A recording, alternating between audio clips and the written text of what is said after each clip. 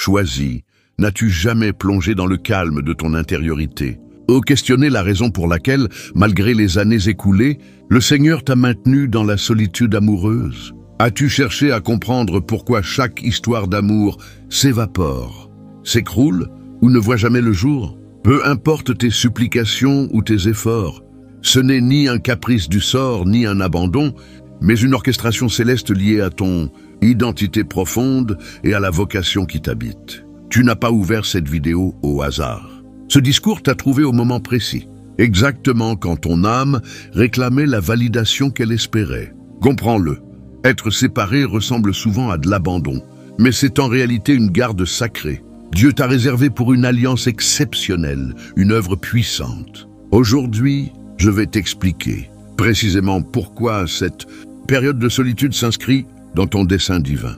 À la fin, tu regarderas ton existence, ton attente et tes amours passés avec une perspective renouvelée. Avant d'aller plus loin, écris « Je romps la solitude ». Dans les commentaires, si tu sens au plus profond de toi que ces paroles te concernent.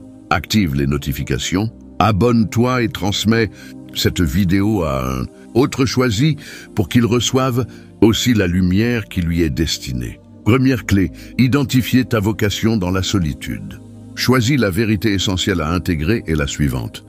Ta solitude n'est pas une lacune à combler, mais une invitation à embrasser. La société nous a conditionnés à percevoir cette étape comme transitoire, un simple passage vers le couple. Pour toi, cependant, ce n'est pas une antichambre, c'est un atelier de formation. Dès l'origine, le Créateur a gravé son sceau sur ton être. Tu as toujours porté une singularité. Au fond de toi, tu l'as toujours su. Dès l'enfance, une aspiration plus vaste t'attirait hors des sentiers battus. Ton itinéraire ne pouvait donc pas imiter celui de la majorité. Là où d'autres s'ancrent aisément dans des liens affectifs, Dieu t'en a préservé. Il a veillé sur ton cœur, ton temps, ton énergie pour une finalité qui dépasse encore ta vision actuelle. Les relations ne se réduisent pas à la présence d'autrui. Elles scellent des pactes spirituels, fusionnent des trajectoires, entremêlent des quêtes sacrées. Pour une âme comme la tienne, le Seigneur ne peut tolérer une union avec une personne inadaptée. Même un compagnon sincère mais désaccordé, spirituellement risquerait de dévier ta route. Voilà pourquoi des portes que tu jugeais prometteuses se sont refermées brutalement. Voilà pourquoi des figures que tu croyais durables se sont évanouies.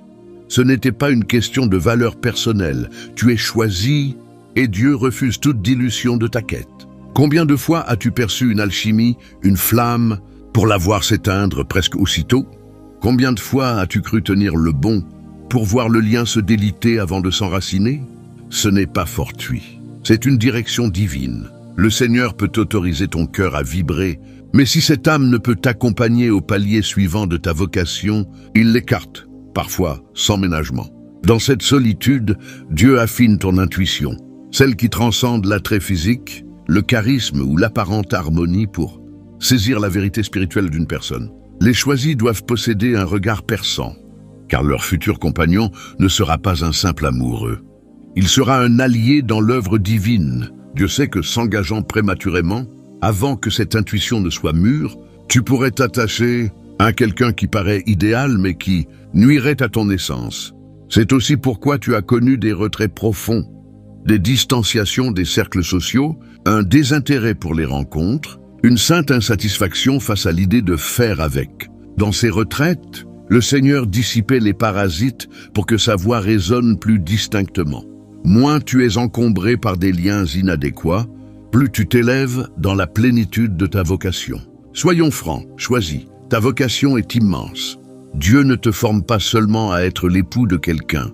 Il te prépare à influencer, à proclamer la vérité, à guérir, à transfigurer les lieux où tu passes. Une telle autorité exige des phases de polissage. Et le polissage s'opère souvent dans le silence. Tandis que d'autres comblent leur temps de présence continue, toi, tu es forgé dans la quiétude. Durant ces heures, Dieu t'enseigne aussi la richesse de ta propre compagnie. Nombre de choisis croient que leur valeur s'accroît en couple. La réalité, ta valeur fut scellée avant ta venue au monde. La solitude te permet de te contempler à travers le regard divin, complet, intact, sans manque.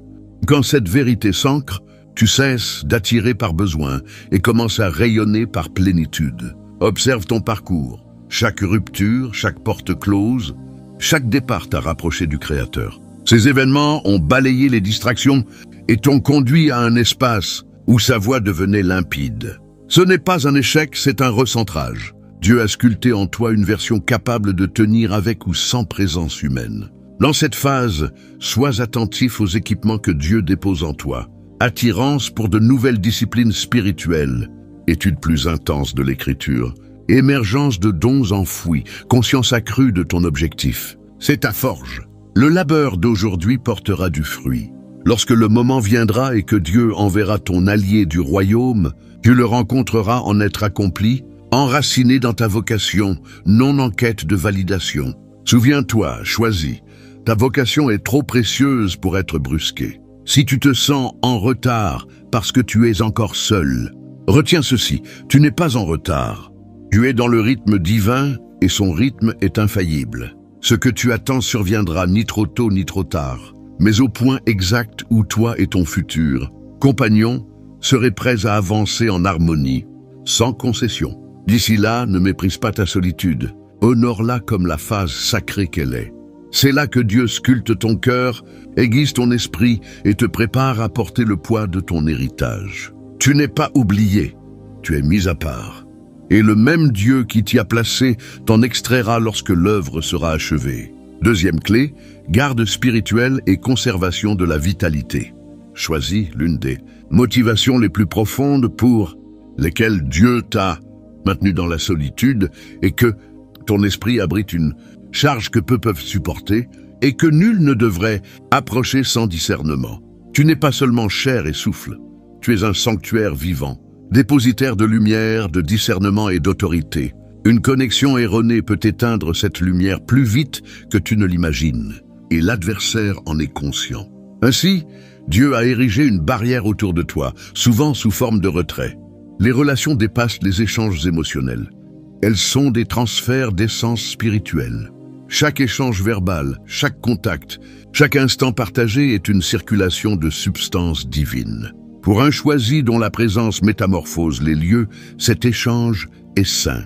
Il doit être préservé. Visualise une coupe fissurée, peu importe ce que Dieu y verse. Si tu es lié à quelqu'un qui pompe ton énergie, tu resteras vide. Voilà pourquoi certaines histoires se sont terminées abruptement, sans motif apparent. Tu as peut-être incriminé toi-même ou l'autre, mais souvent, ni l'un ni l'autre n'était en cause. Dieu a discerné un fardeau spirituel que tu ne voyais pas, une intention impure dont la personne n'avait peut-être pas conscience. Il l'a écarté pour sauvegarder ta vocation. Les choisis attirent pour diverses raisons, certains par reconnaissance de la lumière divine, d'autres par besoin de guérison, d'autres encore envoyés pour détourner, décourager ou vider. Sans bouclier spirituel, le péril peut passer inaperçu. C'est pourquoi Dieu te dissimule à certains regards et pourquoi des liens potentiels s'arrêtent dès le premier échange. L'intimité tisse des liens d'âme, pas seulement des souvenirs. Des attaches spirituelles qui lient ton essence à une autre. Un lien d'âme avec une personne inadaptée obscurcit ta vision, brouille l'écoute divine et te retient dans des boucles dépassées. Dieu ne permettra pas que son instrument élu soit entravé. As-tu connu des moments où, près de certaines présences, ton ardeur spirituelle s'amenuisait, tes songes s'effaçaient, tes prières pesaient, ta lucidité se troublait? Ce n'est pas hasard, c'est drainage. L'adversaire, incapable de te détruire directement, cherche à t'épuiser. Dieu le sait et l'empêche. Certains d'entre vous ont perçu une barrière surnaturelle en tentant de s'engager. Tout semblait fluide, pourtant rien n'avançait. Dieu a posté des sentinelles aux portes de ta destinée. Ces refus qui t'ont brisé étaient tes délivrances. Ce niveau de garde n'est pas universel, c'est un privilège, même s'il pèse. Beaucoup choisissent librement en amour, au risque de séquelles. Toi choisis, Dieu intervient quand le lien menace ta trajectoire. Moins d'options, mais une qualité supérieure pour ceux véritablement mandatés. Ton énergie alimente l'œuvre que tu es appelé à accomplir. Chaque geste de générosité, chaque parole, chaque intercession puise dans ce réservoir. Laisser les mauvaises présences y puiser constamment te laisserait exsangue. Dieu t'enseigne à protéger ton essence et à discerner qui la mérite. Tu es sans doute sensible à la négativité, au ragot, à la jalousie dans tes amitiés. C'est ton détecteur spirituel. Il sera crucial pour choisir un compagnon de vie. Il ne s'agit pas d'éviter la souffrance, mais de préserver l'onction. L'onction prospère dans la pureté, la focalisation, la sérénité. Une union toxique étoufferait ces trois piliers. Si tes histoires se répètent en éclairs, voici une garde divine. Dieu a tracé un rempart autour de ce que tu portes, trop précieux pour être souillé. Certaines vocations exigent une acuité spirituelle constante. Un lien drainant la brouillerait. Parfois, Dieu te rend invisible à certains regards. Tu te demandes pourquoi on ne t'aborde pas, pourquoi tu sembles effacé. Tu n'es pas effacé, tu es voilé, voilé des prédateurs de cœur, des cycles dramatiques, des consommateurs de lumière. Dans cette phase, au lieu de maudire ta solitude, célèbre-la comme un rempart. Remercie pour les liens avortés, les ruptures soudaines, les portes closes. Chaque non fut une délivrance. Si cela résonne, si tu discernes maintenant les interventions qui t'ont épargné, écris 444 dans les commentaires. Ta solitude n'est pas châtiment. C'est la manière dont Dieu garde ta flamme, pour qu'au jour de l'union, tu sois entier, vigoureux, éclatant. Dieu t'a gardé seul, car tu es inestimable. Troisième clé, forger ton esprit et sculpter ton caractère. Choisis, maintenir ta solitude n'est pas seulement une barrière contre le mal, c'est une œuvre de modelage pour faire de toi le réceptacle dont Dieu a besoin. Toute vocation porte un poids. Avant de le soulever, ton esprit et ton caractère doivent être épurés. Le modelage ressemble souvent à un isolement, une tension, parfois une fracture. Mais dans les mains divines, la fracture reconstruit plus solide, plus pure, plus sage. Être seul t'offre un privilège. Entendre Dieu sans le brouhaha des attentes, des avis, de l'énergie d'un autre. Dans ce silence, il émonde ce qui ne tiendra pas au palier suivant. Orgueil, impatience, doute, blessure cachée. Une relation masquerait ses failles. La solitude t'y confronte. C'est la traversée du désert, terrain d'entraînement. David gardait les brebis avant le trône. Moïse errait 40 ans avant de guider. Jésus jeûna 40 jours avant son ministère. Leur retrait ne fut pas vain, il fut vital. Dieu affine ton caractère, ton discernement, ta résolution. Il révèle aussi tes trésors intérieurs. Tes dons émergent quand tu t'appuies uniquement sur lui, sans soutien émotionnel extérieur. Tu apprends sa suffisance. Tu consacres ton énergie à grandir spirituellement, à créer, à servir sans chercher validation. Tu apprends la maîtrise émotionnelle, essentielle pour une union du royaume. Tu domptes tes réactions, cultives la patience. Sans cela, même la bonne union s'effriterait. La patience est le fruit le plus sous-estimé. Dieu t'enseigne à attendre son calendrier, non le tien. Il brise la voie du monde qui exige un couple pour être complet. Il pose une assise inébranlable. Il purifie aussi, désirs malsains, schémas hérités, mécanismes de survie. Il cicatrise les cœurs brisés, les trahisons. Sans cette guérison, tu importerais des blessures anciennes. À travers le modelage, tu entreras en union depuis la plénitude, non la fracture. Dieu élève tes critères, non par arrogance, mais par alignement avec ta valeur. Tu refuses le mépris, l'apparence spirituelle, l'amour tiède. Tu distingues l'intérêt passager de l'alliance destinique. Le modelage cultive l'humilité. Dieu écarte ce qui corromprait le pouvoir, l'influence, l'amour. En te gardant seul, il s'assure que, face à une plateforme plus vaste, tu restes ancré dans son esprit. Tu ressens peut-être la tension entre désir de compagnie et conscience de l'œuvre en cours. Cette tension signale le feu du modelage. Il brûle l'inutile, exige la reddition, produit de l'or pur. C'est ce que Dieu forge en toi. Choisis comparer ton chemin à celui des autres qui s'unissent, tandis que tu demeures seul et douloureux. Mais leur route n'est pas la tienne. Plus la vocation est vaste, plus le modelage est intense. Dieu investit trop en toi pour te lancer prématurément. Un jour tu le remercieras. Tu verras la sagesse acquise, la foi renforcée, la vision clarifiée dans la solitude. La version initiale de toi n'aurait pas tenu les bénédictions à venir. Embrasse ce modelage. Laisse Dieu œuvrer pleinement. Approfondis ta relation avec lui, maîtrise tes dons, Deviens capable d'attirer et de sustaining une union divine. Ta solitude n'est pas une parenthèse, c'est le chapitre où Dieu te rend invincible dans son dessein, inébranlable dans la foi, incassable dans l'esprit. Quand il jugera le moment venu, ton caractère raffiné multipliera les bénédictions sans les perdre. Voilà la splendeur de cette phase. Elle te prépare à tout ce pourquoi tu as prié et au-delà. Quatrième clé, rompre les chaînes ancestrales. Choisis une autre raison profonde de ta solitude prolongée et que tu es l'élu chargé de briser les chaînes qui entravent ta lignée depuis des générations. Tu ne vis pas seulement ton récit, tu réécris une saga transmise sur des décennies, voire des siècles. Les schémas relationnels, mariage brisé, infidélité, union toxique, monoparentalité sans appui, instabilité financière, abus normalisés ne sont pas tous fortuits. Certains ont des racines spirituelles et se perpétuent faute de force, de connaissances ou d'onction pour les arrêter. Toi, Dieu, tu les possèdes. Pour certains, tu as vu ces cycles. Dieu t'a gardé seul pour t'ouvrir les yeux. Tu identifies les dysfonctionnements pour les éradiquer. Tu refuses des comportements que ta famille tolérait.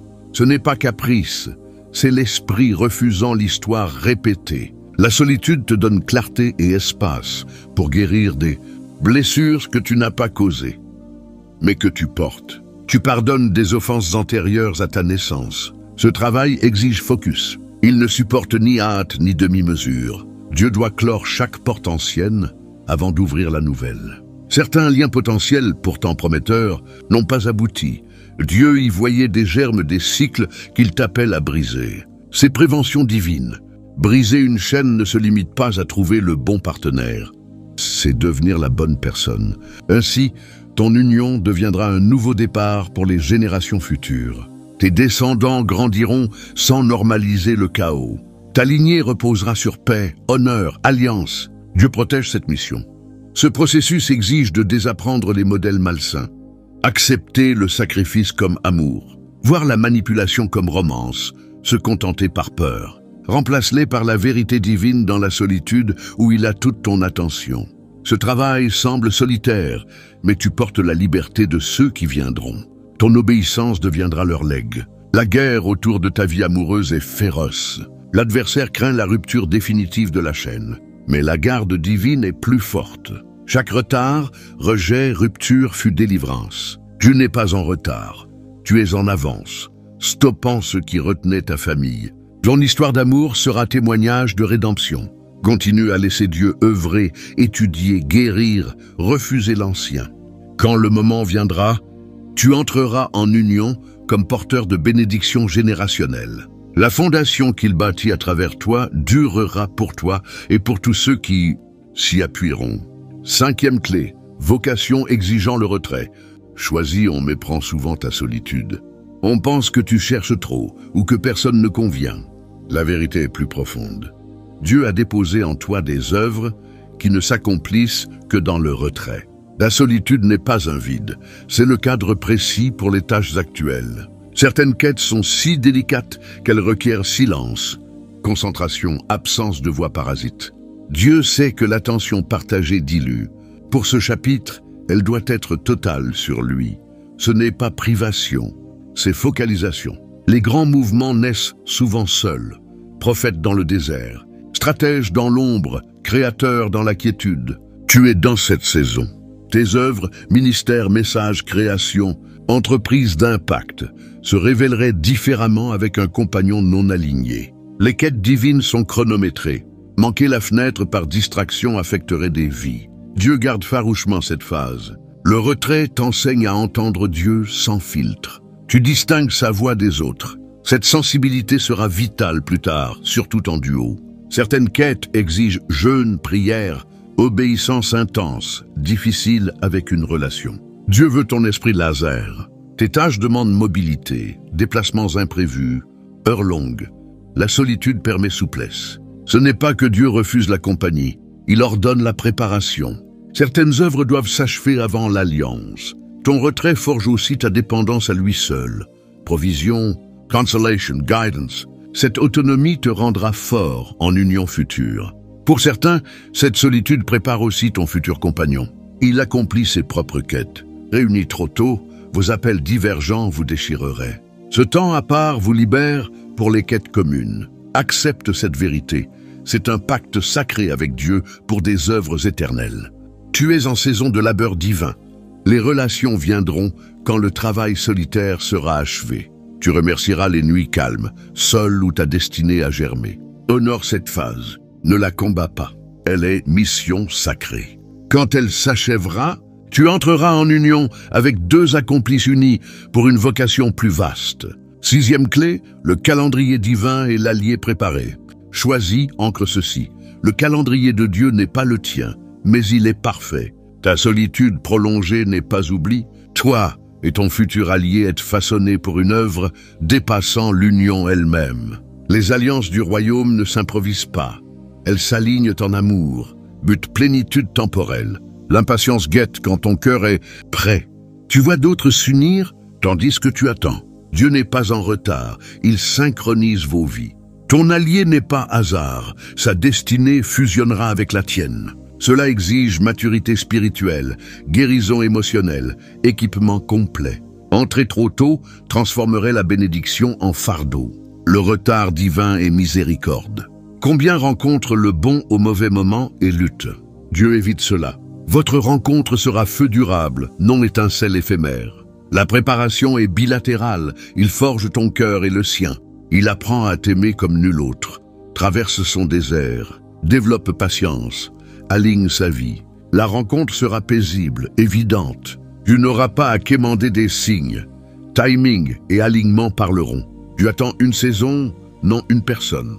Forcer la saison donne fruit amer. Le calendrier divin protège des leurres. Reste près de lui pour éviter des tours. Prie pour ton allié, sa croissance, son obéissance. Cela tisse un lien avant la rencontre. Tout prendra sens. Rupture, silence, larmes. Dieu parfait la bénédiction. Certains sont proches. Clarté de but. Paix dans la solitude, portes ouvertes. Rêve confirmateur. Sois attentif. Quand l'allié viendra, tu n'auras pas à te diminuer. Il valorisera ta lumière, marchera égal. Votre amour glorifiera Dieu. Tiens bon, grandis. Dieu prépare un amour patient, inébranlable, purposif, céleste. Tu sauras, ça vaudra chaque attente. Ton allié est destin à partager, non vie. Choisis, tu as parcouru ce message.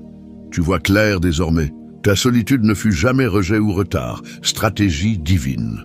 Chaque porte close. Rupture, retrait forgé. Gardait, positionnait pour une grandeur insoupçonnée.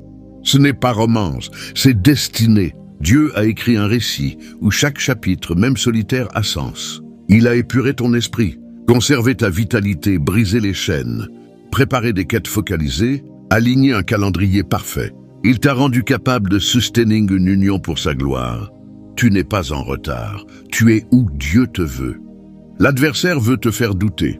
Tu es en avance, fondation avant édifice. Beaucoup se hâtent tes paix. Toi, tu laisses le Maître bâtir pour une union durable. Un tournant prophétique vient. Pour certains, fin de l'attente. Alignement, porte fluide, paix. Pour d'autres, œuvre encore, embrasse-la. Ton allié comprendra ta vocation, respectera tes limites, chérira ton essence. Ensemble, témoignage vivant. Jusqu'à ce jour, vis intentionnellement, garde ton cœur. Cultive tes dons, approfondis ta marche divine. Ton allié te trouvera en plein but. Ta patience sème. La moisson vaudra tout. Refuse le compromis. Fixe ton regard sur lui. Déclare 777 dans les commentaires. Alignement prophétique. Je prie avec toi pour chaque promesse. Bénédiction, que le Seigneur garde ton cœur, aiguise ton discernement, inonde de paix. Que ta attente soit purposive, ta solitude révélatrice, ton cœur prêt. Quand l'heure viendra, votre union rayonnera. Prépare-toi, grandis, confie, espère. Ton récit se déploie parfaitement. Dieu te tient. Abonne-toi, active la cloche, partage. Va avec audace. Ton attente n'est pas vaine.